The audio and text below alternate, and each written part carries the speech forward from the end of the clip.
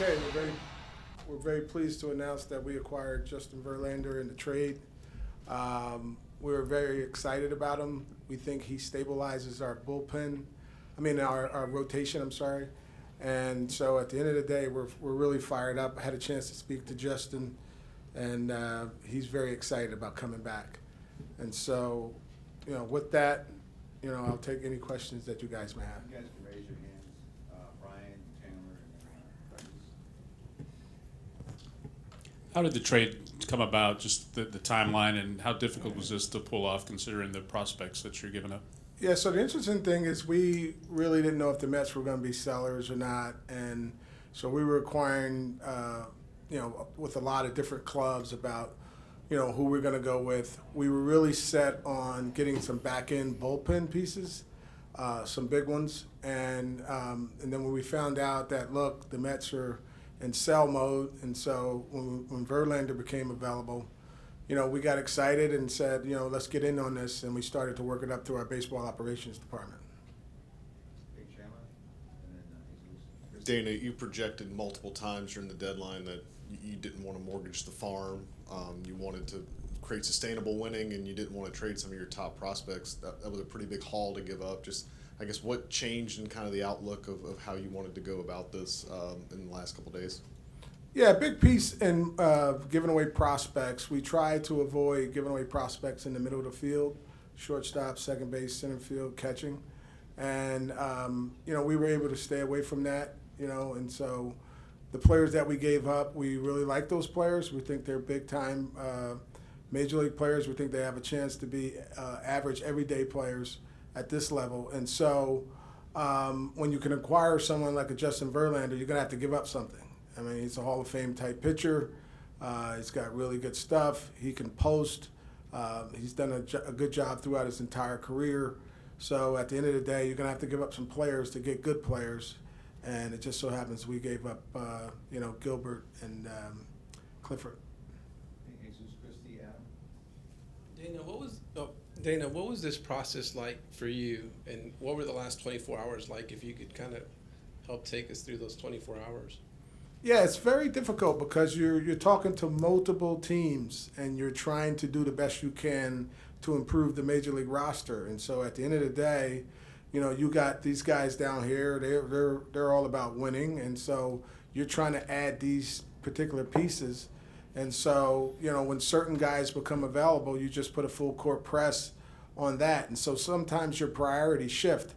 We were starting out thinking that maybe we can get some really good back-end bullpen pieces to shorten the game. And then when we found out Verlander was available, we put a full court press on that. And so you try to prioritize what you're going to do. And, we started out with the bullpen, then we shifted to starting pitching, and we ended up with Verlander. Kind of have a two-part one. How important was it that the Mets were able to eat some of the salary in his contract?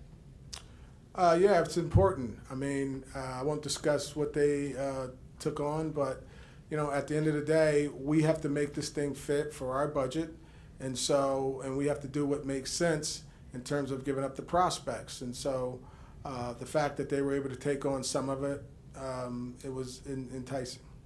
When you realized that he could be an option for a trade, can you just talk about the excitement of that possibility, and how likely did you think it would be that you would be able to land him when you first realized he might be available? Yeah, we had heard that there was multiple teams involved, but we knew that he had a no trade.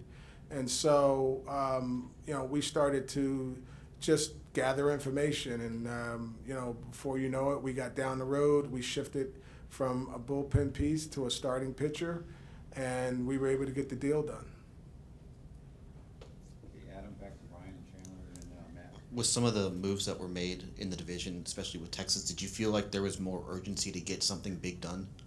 No, I felt like we had a really good rotation, and at the end of the day, we don't look at other clubs. Because we know that they have different type of needs than we have, and so we're always in the acquisition process, and so when we found out Verlander was available and we knew that he was a fit here in Houston, we put the full court press on, and that's how we ended up with him. Chandler, and then Matt. You'd mentioned a left-handed Scar. You'd mentioned left-handed bat a few times. Did you come close to anything on that? And do you feel with your offense being at full strength health-wise that you're pretty content with how it lines up? Yeah, we talked to multiple teams about a left-hand bat. It was very difficult because they wanted to pull from our major league team, and we tried not to pull from our major league team to make these trades. And so we didn't want to weaken our club while we were trying to strengthen our club. And so that kind of fell off because there's not as many left-hand bats as you would like.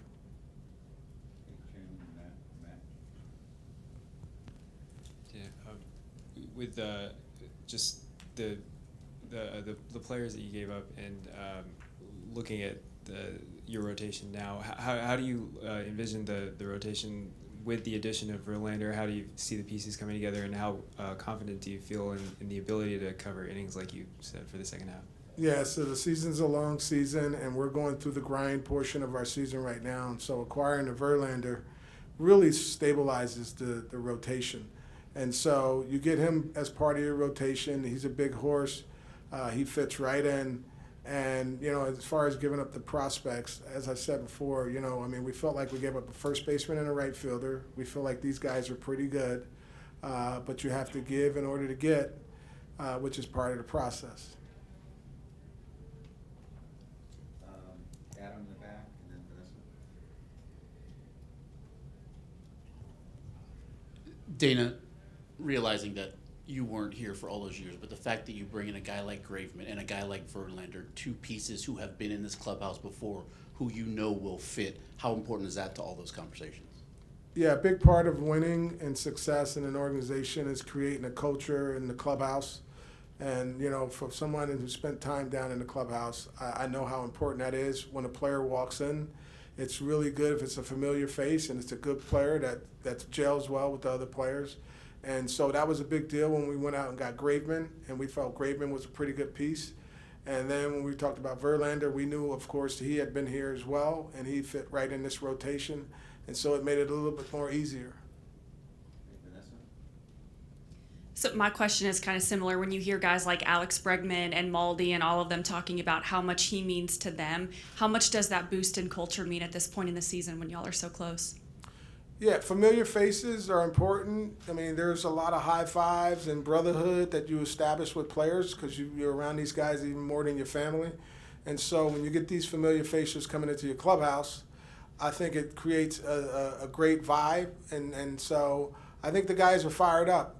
And a big part of this is the guys, they just want you to do something. You know, these guys are down here as troopers and warriors every day.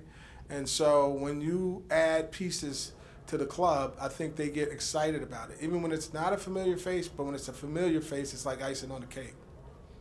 Alex and Harvey. Then adding Verlander, and apparently your kid is going back to the roster. Are you, Dusty and you, thinking that you guys going to stay with 5-man rotation or 6-man rotation? Well, we'll talk it over with Josh Miller and Dusty. We can choose to go to a 6-man rotation, or we can just go to a 5-man. But we'll work on those details as we move forward. Pick up more Ari and then Brian over there. Hey Dana, when you engaged with the Mets, was Verlander the only one you were going after, or were there some other players on that team that you wanted to strike a deal with? And then second part is how much of it was the financial part, how much of it was the prospect part that had to come together? Yeah, we also talked about their left-hander, Rayleigh, I think it is, because we were looking for a left-hand bullpen piece, and that didn't come about. But at the end of the day, we thought it was a good balance of finance and prospects, and so we thought it was a wise deal to make, and we didn't feel like we were mortgaging the farm to do it. I know we were giving up really good players, but we didn't feel like we were mortgaging the farm. What was the toughest part of finishing off the deal? Was it the prospects or the money? The toughest part, it's always the prospects, because money can't play, prospects play. And so it's always difficult to part ways with players because there's a little bit of an unknown and, what is this guy going to become? And so you have to give your, best baseball guess as to what this player is. And so you make your assessment based on what you think his future is. And because we thought this was two corner guys in the end, and not two middle of the field players, we were a little bit more comfortable. It's a little bit difficult when you give up middle of the field players with power. Okay, last one for Dan is Brian over here. What was it like working with Dusty throughout this process? Yeah, so I always keep Dusty in the loop. I will never do anything or make a decision about this club without talking with the manager. And so I kept Dusty in the loop the whole way, and we communicated, and I asked him what his thought process was and how do you feel about this, and what would this do for the club? And each time we made a move, we definitely reached out to Dusty and let him know what was going on. So it was good working with him. Okay, thanks. We'll wrap up Dana. Thank you, Dana. Okay. And Jim Crane will be next. Jim, Chandler, Brian. Hey Jim, can you just kind of detail the complexities of negotiating a trade like this when there's so much money that's changing hands, and kind of what it was like with you and, I presume, Steve Cohen negotiating this? Yeah, I think that the money, there was a lot of money on the table. I think Dana came running into my office when Scherzer was traded, and what was reported on what they had given up, we started penciling that, and it made sense to make the call. So, I don't think anybody's ever seen anything like this. So it's unprecedented amount of money that they left on the table, and, that we filled the gap. And I could see why Mr. Cohen probably thought it made sense. If he was going to go, he was going to go all in. So it came together fairly quick. I think what held it up a little bit was not the money, was the prospects, as Dana said. Have you talked to Justin in the last couple of days? And I know you and him are really tight. What does it mean that you kind of get back together? We weren't talking. I mean, I really can't visit with him when we're negotiating the contract, but we have a pretty good understanding. We were sad to lose him, but what he got offered up there was certainly a lot more than we were willing to pay, and so I think when the teams start coming apart, it became clear that he might be on the board, and so as Dan and the team got quickly working with their GM, and the deal came together pretty quick. But I have texted him once the deal was done, and I said, "Welcome back. We missed you. We'll see you in New York. Hope you pitch well for us against the Yankees."